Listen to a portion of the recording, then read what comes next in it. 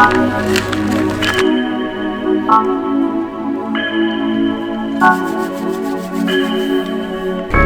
some good dank gummies right there, boy.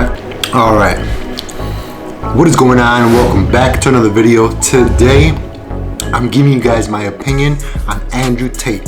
And before we get started here, I want to say the main reason I want to give you guys my take on this is because I think it's very, very important. Because recently, if you guys don't know, or if you do know, he's been banned. I'm talking about banned. Banned to the point where we haven't seen anybody get censored, silenced, canceled by cancel culture to the extreme like him. And we need to talk about it. And you guys know how I feel about being silenced and being censored. The first time I found out about him was earlier this year. I want to say it was around March. And the first video that caught my attention, that actually kind of like caught my eye, was this one right here. A government, their number one job, a lot of people out here, it still amazes me, they believe the government care about them. Yeah, they don't give a fuck. They don't give a fuck. Corona, well, they locked us in our house, but they want us safe. More people have died from missed doctor's appointments for cancer diagnosis than they did Corona. Shut up. They don't want you safe. They've never cared about you being safe. They never will care about you being safe. If you believe the government wants you safe, you are too far gone to save. Just put your mask on. What the government wants, you'll be safe, is slaves. Slavery's not gone anywhere, right? So the old school idea of slavery, let's talk about slavery. A government would get slaves, make them work for free, and build things. That's slavery. So they've stopped doing that now. So what do they do now? They get people, make them build things for money. But the government print all the money. So if a government can create as much as they want of something from thin air, and you'll give up your life for this thing they can create from thin air as much as they want, you are still their slave. That's it. I'm paying how much tax? What? and these conversations are really important to have. So now you can see why someone like this is a threat to the status quo, to the official narrative, to the mainstream, to the powers that be. Mainly why I think they had to cancel him, not just because of him speaking up against the powers that be, like I said, because others have done it before him. He was able to articulate it in a way which reached a majority of people, the youngsters. But now his takes on male and female is what really, I think, sealed the deal. And I'm gonna go ahead and give you guys an example of one right now. But I'm sorry. We're talking about masculine duty and authority and responsibilities. We're not, it's a hypothetical, so let me change it. You and your woman are asleep in bed upstairs. You hear someone break into the house downstairs. Who goes downstairs? Nobody. Ew. Right away. Yeah, Is that not Duke just... goes downstairs. Yeah. The reaction the mom gave right there is priceless. Her instant reaction was ill.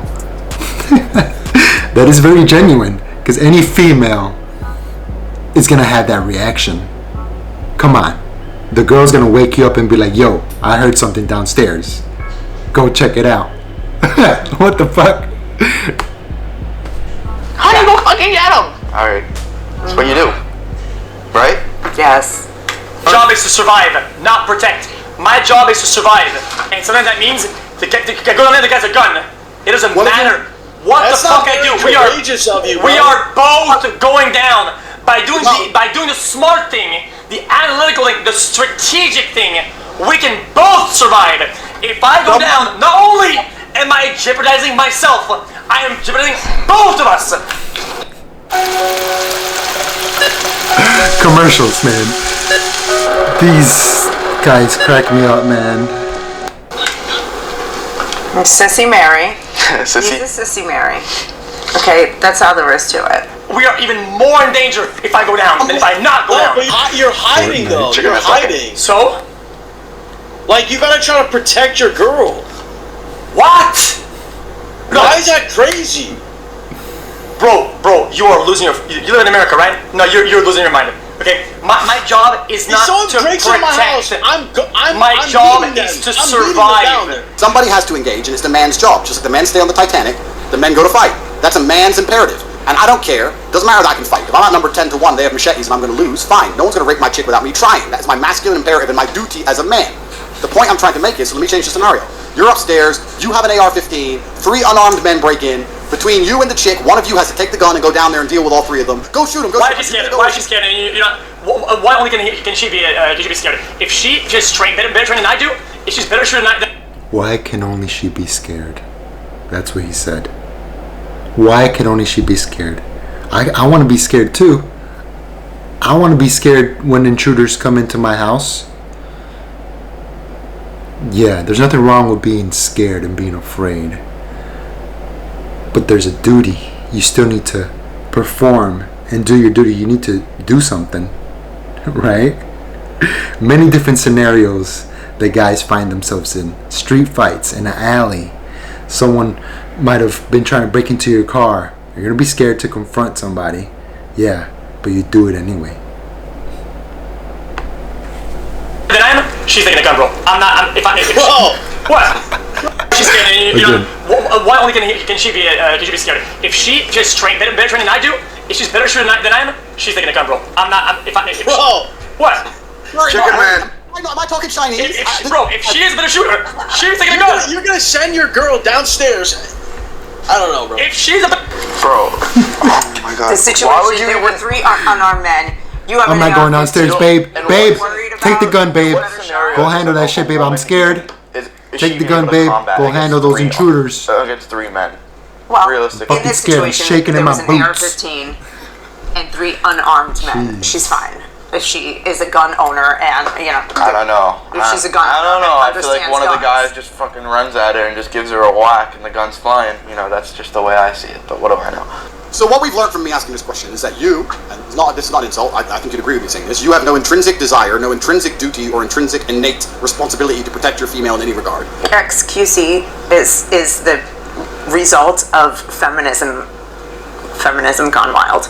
Like, over the top, turning men into women. That's what they want to do. And look, they've done it. The mom hit the nail right in the head right there. In this society, like I've said, the roles have been switched. Women are being masculinized and men are being feminized. You can see it. Look at Hollywood. The newest movie that's coming out. The Woman King. Let's move on to the next one. That's not a scam. That's not exploiting people. That's bullshit. That's the first fallacy. Second fallacy is this whole patriarchy bullshit you're saying that are outdated ideas of masculinity. Yeah. Idea of patriarchy is not an outdated idea of masculinity. Perhaps in the West, in a declining empire, as we've already discussed on this stream, in an empire which is in absolute decline, you can have men who sit here. There's absolutely nothing necessary about masculinity in the modern world, and that you don't need to be strong or brave or any of these things. You can sit around and cry and you're still a man. That is not true in most places on the planet. In most places on the planet, men need to be capable and competent, because if they don't, they do not survive. And I'll tell you something now, sir. I'll tell you something else now.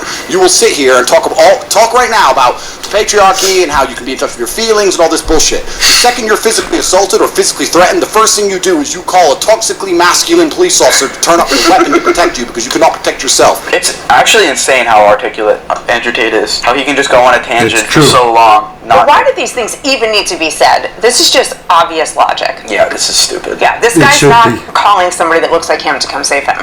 He's not. Not against the idea of masculine power. You're not against the idea of men. And that is the masculine imperative. To protect and to defend. That is the purpose of masculinity, okay? Period. Without strong individuals, strong males, who's left to protect and defend? Who? I think about it like this. You have a nation that is strong in their gender roles, and you have another nation that's completely confused with their gender roles. And the women are masculine, the men are feminized, and then the rest of them are lesbian, gay, bisexual, transsexual, queers, they, thems, not even non-binary, not even a freaking gender, right? Which nation is going to be easier to dominate and to invade? The one that's confused, that doesn't even know what the fuck they are? They're going against their biological code? or the nation is actually sticking to their roles and they're playing them accordingly, strong gender roles. This nation is going to be like, hey, let's go take over. Come over here. Who's going to protect and defend here? The masculine women? That's why it's extremely important that we talk about this and we keep this conversation going even after his cancellation.